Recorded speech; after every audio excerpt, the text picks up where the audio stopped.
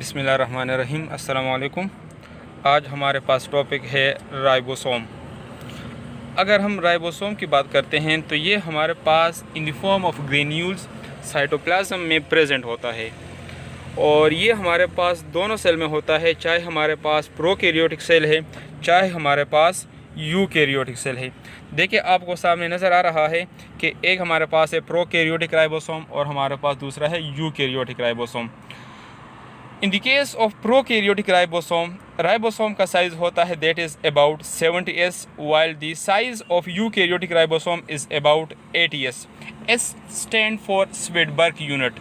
ये हमारे पास स्वेडबर्ग एक साइंटिस्ट था जिसने for the first time ribosome को सेपरेट किया हुआ था और इस तरह ये जो राइबोसोम पूरी एक ऑर्गेनेली है ये हमारे पास 2 सब यूनिट से बनी होती है। प्रोकैरियोटिक राइबोसोम और यूकैरियोटिक राइबोसोम का साइज़, इनके स्मॉल सब यूनिट का साइज़ और लार्ज सब यूनिट का साइज़ डिफरेंट होगा। जैसे आपको नज़र आ रहा है the 70s ribosome consist of 50s सब यूनिट एंड 30s सब यूनिट। 50s इसका लार्ज सब यूनिट होता है, 30s इसका स्मॉल सब यूनिट होता है। सिमिलरली ये जो 2 सब यूनिट होते हैं आपस में अटैच होते हैं, ये 2 सब यूनिट मैग्नीशियम आयन के थ्रू एक दूसरे के साथ अटैच होंगे। सिमिलरली अगर हम साइज़ ऑफ यूकैरियोटिक राइबोसोम की बात करते हैं, so as a whole eukaryotic ribosome is about 80s, consist of small sub unit and large sub unit.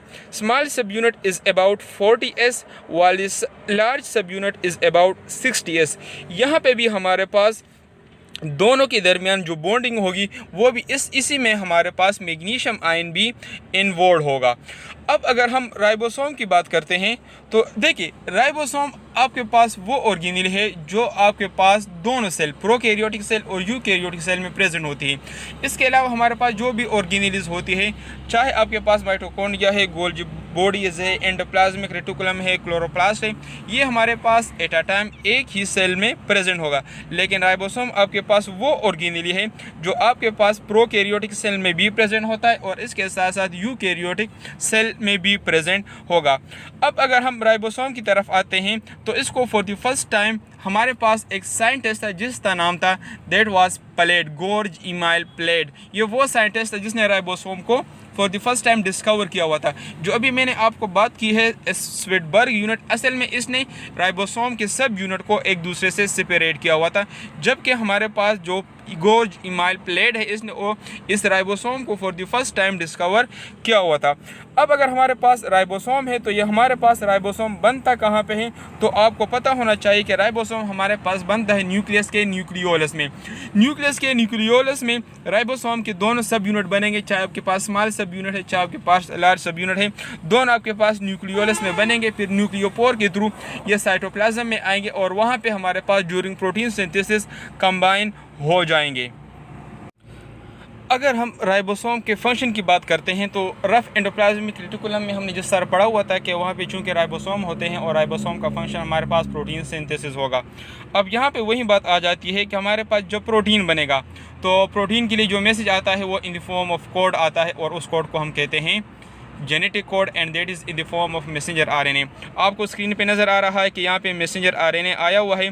इस मैसेंजर आरएनए में कोड प्रेजेंट है और उस कोड में प्रोटीन सिंथेसिस के लिए इंफॉर्मेशन प्रेजेंट है। क्या होगा कि इसी मैसेंजर आरएनए के ऊपर स्मॉल सब यूनिट और लार्ज सब यूनिट अटैच हो जाएंगे। राइबोसोम पहले जैसे ही मैसेंजर आरएनए के साथ अटैच होगा तो वो इस कोड को रीड करेगा।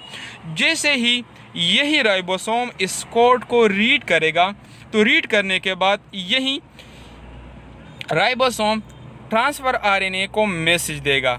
यहाँ पे स्क्रीन पे भी आपको जो ग्रीन कलर नज़र आ रहा है, देखिए यही वो ट्रांसफ़र आरएनए है जिसको राइबोसोम से मैसेज मिला हुआ है कि आपने इस कोड वाला अमीनो एसिड लेके आना है।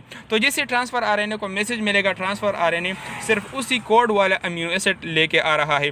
यहाँ पे आपको जो ब्लू नज़र आ रहे हैं ये आपको डिफरेंट अमीनो एसिड नज़र आ रहे हैं और यही वो अमीनो एसिड है जिसको ट्रांसफ़र आरएनए लेके आया हुआ है। अगेन वही बात, ट्रांसफ़र आरएनए को किसने मैसेज दिया हुआ है? ट्रांसफ़र आरएनए को इसी राइबोसोम ने मैसेज दिया हुआ है। पहले हमारे पास एक ट्रांसफ़र आरएनए एक अमीनो एसिड लेके आएगा, फिर राइबोसोम उसको दूसरे अमीनो एसिड के लिए इंफॉर्मेशन देगा, फिर वही transfer RNA second amino acid लेके आएगा, फिर इसी तरह राइबोसोम थर्ड जेनेटिक कोड को रीड करेगा, इसी तरह ट्रांसफ़र आरएनए पे थर्ड अमीनो एसिड को लेके आएगा।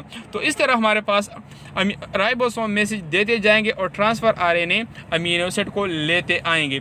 तो इस तरह हमारे पास एक लॉन्ग पॉलीपेप्टाइड बन जाता है और यही लॉन्ग पॉलीपेप्टाइड हमारे पास प्रोटीन ही होता है। तो इसी वजह से हम कहते हैं कि राइबोसोम का असल में जो फंक्शन होता है दैट इज़ प्रोटीन सिंथेसिस। यहाँ पे आपको मैसेंजर आरएनए के ऊपर एट अ टाइम एक राइबोसोम है, लेकिन अगर एट अ टाइम यहाँ पे मैसेंजर आरएनए के ऊपर मोर देन 1 राइबोसोम होते हैं, फॉर एग्जांपल अगर हमारे पास मैसेंजर आरएनए के ऊपर 4 राइबोसोम होते हैं तो इस सारे राइबोसोम को फिर हमने कहना होता है पॉलीसोम।